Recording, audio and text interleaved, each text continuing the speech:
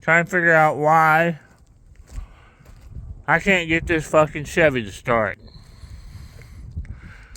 Now, what I've done is went ahead and tried to give it the 12 volt conversion. Run to the alternator, got the power wire running up. It runs inside to the emitter, comes out the emitter, back down to the starter. Wha-bam, put a fuse in the line. I got what should be a starting vehicle. Wires are right. Excitement wire running to ignition 1 coil terminal. Blah, blah, blah, blah, blah. You ready?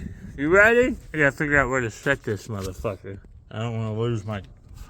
I don't have a guy to hold this, so there it sets. You ready? Hit it with some little starter fluid. You ready? Set. Fire in the hole!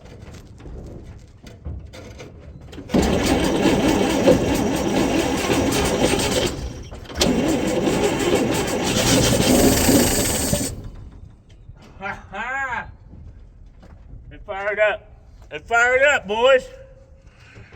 So now, you hit it with some juice.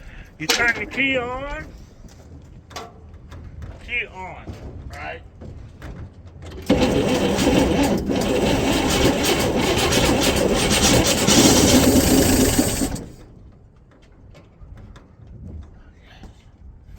I got it. Ah! Boys, I got it.